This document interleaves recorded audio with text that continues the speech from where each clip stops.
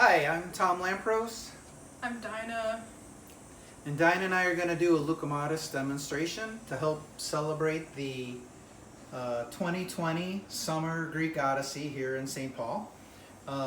We're parishioners at St. George Greek Orthodox Church, and we're often at the Greek Festival at our church grounds and at the International Institute of Minnesota's Festival of Nations at the River Center in downtown St. Paul. But today we're here in our kitchen in St. Paul, Minnesota, to show you how to make Loukoumades. So we have up here on the counter the ingredients we need. At the end, we're going to need honey, sesame seeds, and cinnamon. We're frying with corn oil today, but you could use other types of oil. And the more kind of core ingredients are sugar, salt, and yeast. And those get mixed together at the beginning, and then we're going to combine it with 3 2/3 cups of flour. So to start with the sugar, the salt, and the yeast, I'm going to mix it up a little bit here and combine it, and it's 1.5 tablespoons of sugar, 1/2 tablespoon of salt, a little under a tablespoon of yeast. And then we're going to combine it with lukewarm water. You want to make sure it's lukewarm. If it's too hot, it kills the yeast. If it's too cold, it doesn't activate the yeast.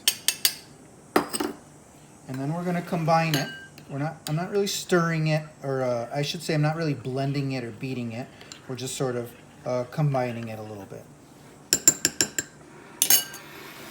Okay, now we're going to set that aside, and it's going to bubble up and get nice and bubbly. I forgot to make another one because of the last video, but and so you'll see after about 10 minutes, you'll see lots of nice bubbles in there, and it'll rise probably about 1/2 inch above, maybe 1 inch above your water level. Then we're going to combine it with our flour, 3 2/3 cups flour, and the yeast, salt, sugar mixture. I didn't let this sit long enough, but this is all for demonstration, because really what we're going for in the end, it's going to look like this. So we're working our way towards that sort of batter. So we just mix that in there with the flour, and now another 2 cups of lukewarm water. And I'm using a hand mixer, and you're really just combining it. You want the consistency to be somewhere between cake batter and dough, and bread dough. You can mix it by hand. You can use a mix master, of course, and it'll generally take, I would say 3 to 5, 6 minutes at the most of mixing like this. I'm going to add a little bit more.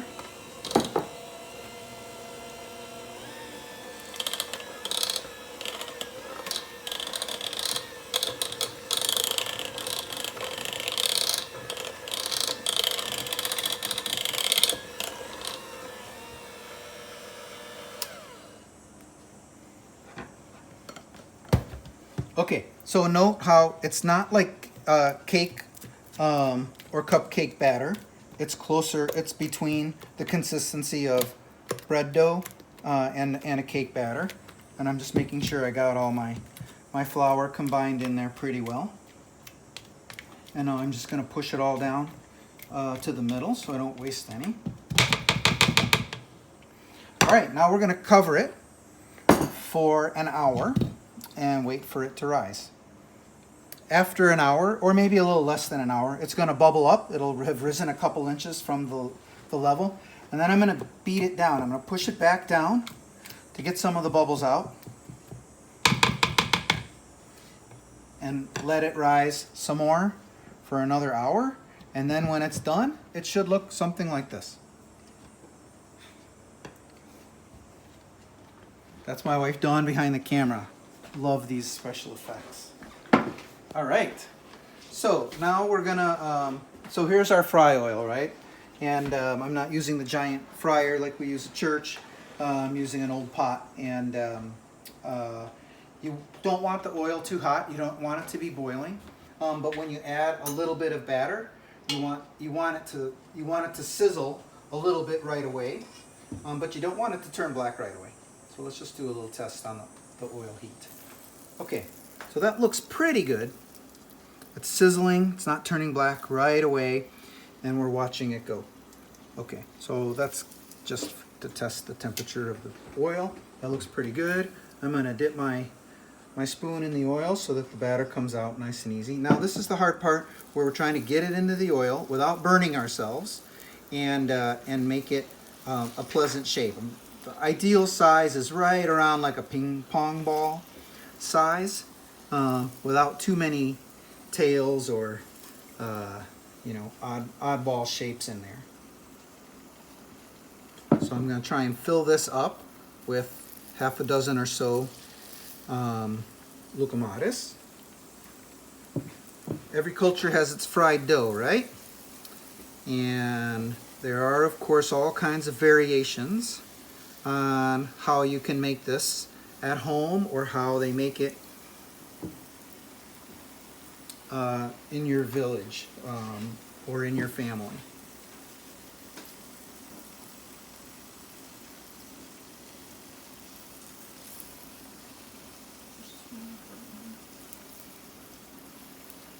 What? Just make enough for one. Okay. And I like to sometimes swap out with a clean spoon, because once it starts to get gooky, it's difficult to get it off the spoon and in a nice clean drop.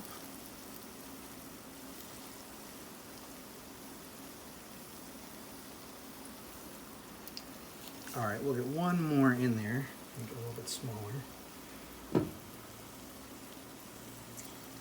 And then we're going to watch them fry.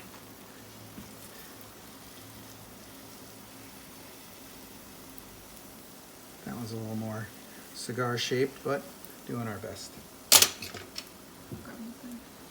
And then I'm just going to keep turning them until they're like a golden brown color.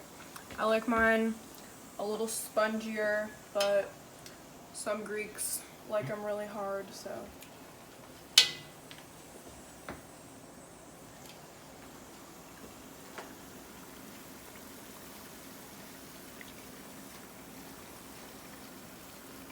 They typically won't need more than 3 minutes, but you want to make sure that you're just turning them throughout the entire 3 minutes.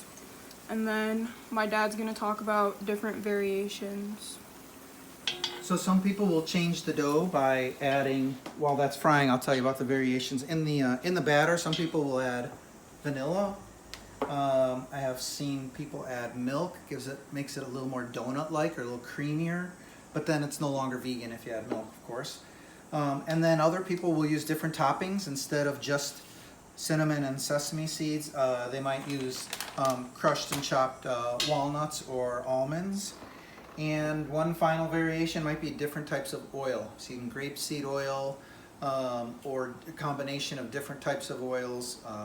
You could use cheaper just plain fry oil from a restaurant supply store, that can vary the flavor in the recipe a little bit. But really, to me, the biggest variations come from how hot your oil is. Is it the right temperature? And is your water the right temperature for the mixture of the yeast and with the rest of the flour? How's the frying coming, Dinah? They're almost done. So then, once these are done, you're going to want to have an already heated up mixture of honey and then just a tiny bit of water in with the honey. And then you're going to add your Loukoumades to a mixing bowl. And that's where the cinnamon and sesame seeds come in.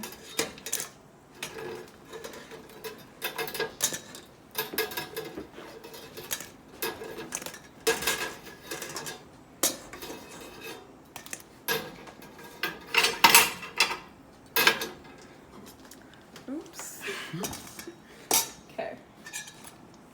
Then you take your honey.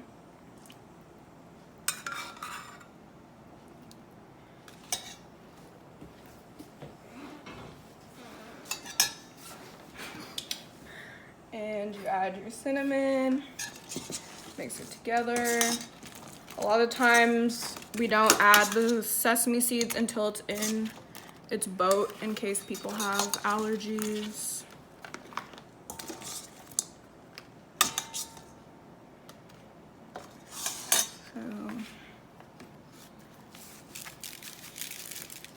And then sometimes I like to do an extra drizzle of honey.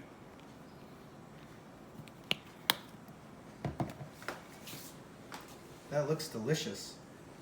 Make sure you use 100% honey, not the fake stuff with high fructose corn syrup in there. Nice job, Dinah. Good job.